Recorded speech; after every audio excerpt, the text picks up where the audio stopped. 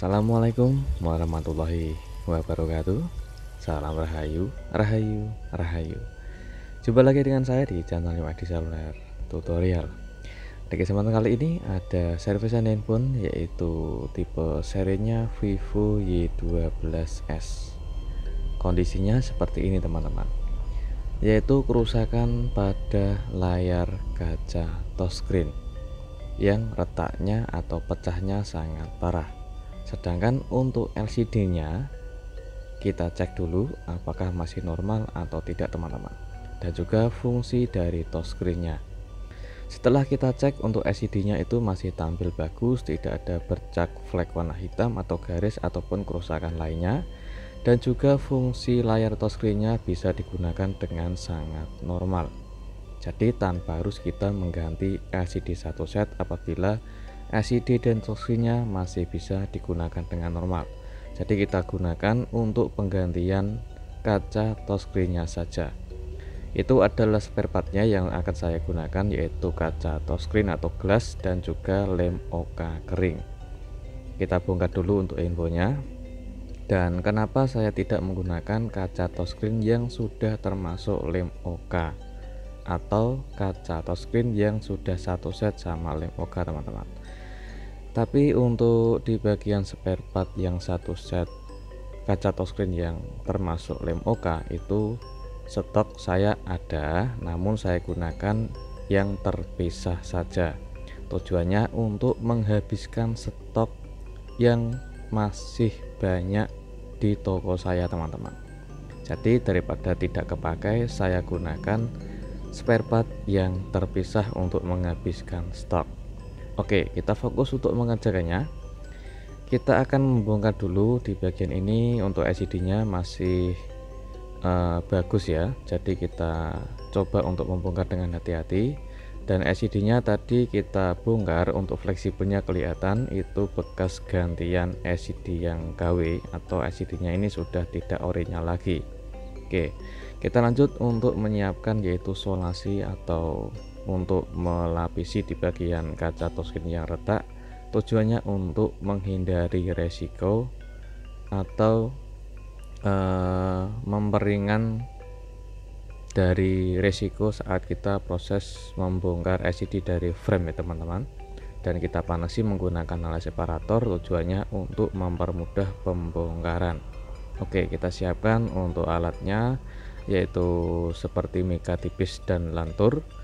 Kita bisa menggunakan mika yang tipis, itu bisa mencari atau menggunakan dari bekas tempered glass yang full HD. Itu biasanya bekas tempered glass ada lapisan mikanya.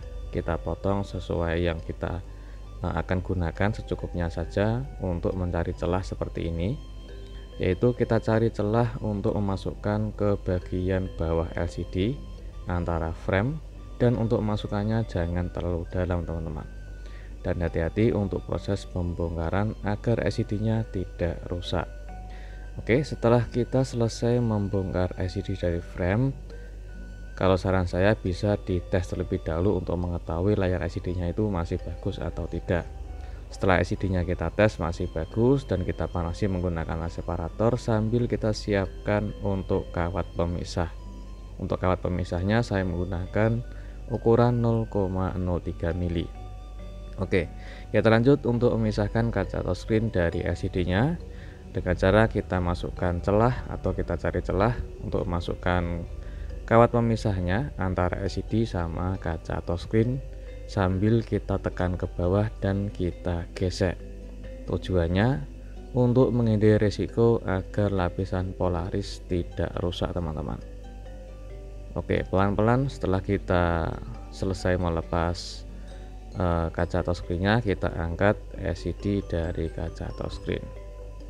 Seperti inilah kondisinya setelah kita pisah. Masih ada banyak sisa lem yang nempel di bagian LCD.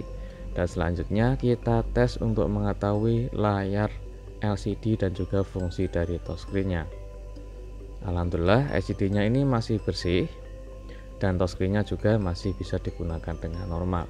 Jadi sukses, dan alhamdulillah tidak ada cacat untuk LCD setelah kita memisahkan kaca touchscreen dari LCD-nya. Dan juga meskipun tanpa menggunakan kaca touchscreen, jadi LCD masih bisa disentuh dengan normal teman-teman, karena fungsi touchscreen itu jadi satu sama LCD. Oke, setelah itu kita bersihkan untuk sisa-sisa lem yang lengket.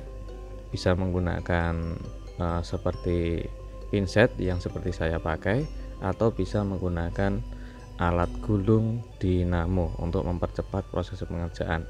Kita lanjut untuk membersihkan lagi. Ini di bagian cairan pertamax yang saya gunakan sama tisu kering biasa, lalu kita usap secara merata untuk membersihkan sisa-sisa lem yang masih nempel di bagian LCD. Jika LCD-nya sudah bersih, kita siapkan lem OK kering atau langsung menggunakan kaca touchscreen yang sudah termasuk lem OK. Jadi kalian bisa menggunakan spare part yang sudah satu set, yaitu kaca touchscreen sudah termasuk lem OK. Itu jauh lebih mudah, tidak dua kali kerja.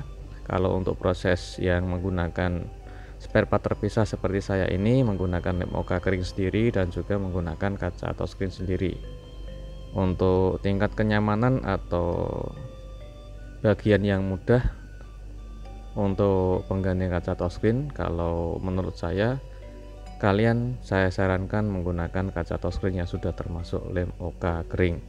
Jadi tanpa harus kita dua kali kerja untuk spare part yang terpisah teman-teman. Kita lanjut untuk proses membersihkan sisa-sisa lem yang ada di bagian frame.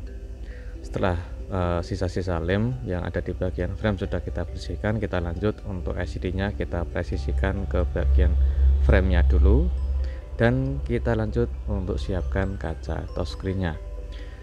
Untuk di tahap ini, saat kita melepas lapisan plastik di bagian lem OK kering, harus ekstra hati-hati jangan sampai kena debu ya teman-teman. Intinya di bagian layar LCD jangan sampai ada debu, tujuannya agar pengerjaan bisa bersih. Dan lanjut presisikan kaca touchscreen ke bagian bawah dulu, atau di bagian bawah paling bawah antara frame dan LCD, dan lanjut kita angkat bebarengan sambil di bagian tangan sisi kiri kita kasih jarak renggang, dan kita cek apakah sudah presisi atau belum di bagian belakang LCD antara kaca touchscreen-nya. Jika sudah presisi, kita lanjut untuk proses pemasangan secara manual, atau kalian bisa menggunakan alat paper remover. Apabila kalian sudah membeli alat paper remover, digunakanlah semaksimal mungkin agar tidak ada gelembung yang ada di ketinggalan di tengah LCD teman-teman. Kalau saran saya, apabila kalian sudah mempunyai alat paper remover tapi sudah mencoba semaksimal mungkin namun masih keluar gelembung, kalau saran saya kalian bisa menggunakan teknik secara manual dulu, baru dimasukin ke paper remover apabila masih ada gelembung sedikit teman-teman. Untuk menghindari gelembung udara yang ketinggalan di LCD, kalau tips saya, kita bisa menggunakan teknik manual seperti ini dulu, yaitu dengan cara untuk di bagian yang terutama di bagian sisi tangan kiri, tugasnya untuk mengasih jarak renggang agar tidak menempel secara otomatis, dan kita pasang secara manual menggunakan ujung kuku jempol seperti ini, sambil kita tekan halus dan kita dorong pelan-pelan dari sisi bawah sampai ke atas. Dan untuk tahap menghindari gelembung udara di bagian tengah LCD, kita urut atau kita pijit dari sisi kiri dan ke kanan, begitu juga seterusnya. Jadi seperti ini saya sengaja tidak mempercepat prosesnya ya teman-teman. Jadi ini real durasi saat proses pemasangan manual tanpa saya mempercepat, agar kalian bisa mengetahui tidak ada sisa gelembung meskipun saya menggunakan hanya teknik manual tanpa menggunakan alat bantu apapun. Jadi seperti itu. Banyak kemarin yang sempat WhatsApp saya sudah menggunakan alat paper remover tapi sudah dikerjakan manual, maksud saya sudah dikerjakan secara maksimal menggunakan paper remover, namun masih juga keluar gelembung setelah proses selesai di vakum ke dalam paper remover teman-teman. Setelah 1 menit keluar dari paper remover itu tidak ada gelembung, namun setelah beberapa menit kemudian mau dirakit ternyata gelembung keluar sendiri. Kalau menurut saya itu proses pengerjaan awal yang salah teman-teman. Biasanya keluar gelembung udara setelah keluar dari habis di vakum sama paper remover itu biasanya pemasangan awal sudah ada gelembung udara yang sangat besar dan banyak. Jadi untuk menghindari risiko gelembung udara tidak keluar, usahakan kita kerjakan secara manual dulu untuk meminimalisir yaitu gelembung udara agar tidak ada di tengah LCD. Jadi seperti itu saran saya untuk meminimkan gelembung udara tidak ada di tengah LCD, usahakan kita bisa mengerjakan secara manual dulu meskipun ada gelembung namun sangat minim, dan hasilnya apabila kita bisa menghindari risiko gelembung udara meskipun sudah kita kerjakan secara manual namun ada gelembung sedikit, kita bisa menggunakan alat bantu seperti paper remover untuk menghilangkan gelembungnya. Oke, seperti itu saran saya, semoga bermanfaat ya teman-teman. Dan ini adalah hasil akhirnya setelah selesai proses pemasangan atau penggantian kaca touchscreen Vivo Y12s. Oke, tinggal kita pengetesan setelah selesai pengerjaan.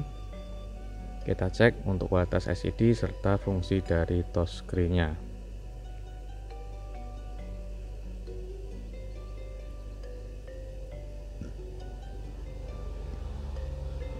Oke, kita tes untuk fungsi dari kontras layar LCD dan juga fungsi dari LCD-nya sama fungsi dari touchscreen. Alhamdulillah LCD-nya masih sangat bersih dan fungsi touchscreen-nya sangat nyaman digunakan teman-teman.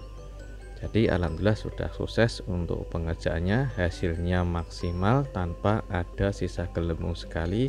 LCD-nya kembali seperti baru tanpa kita mengganti LCD satu set, hanya cukup penggantian kaca touchscreen-nya saja. Oke, semoga bermanfaat dan jumpa lagi di tutorial berikutnya. Assalamualaikum warahmatullahi wabarakatuh. Salam rahayu, rahayu, rahayu.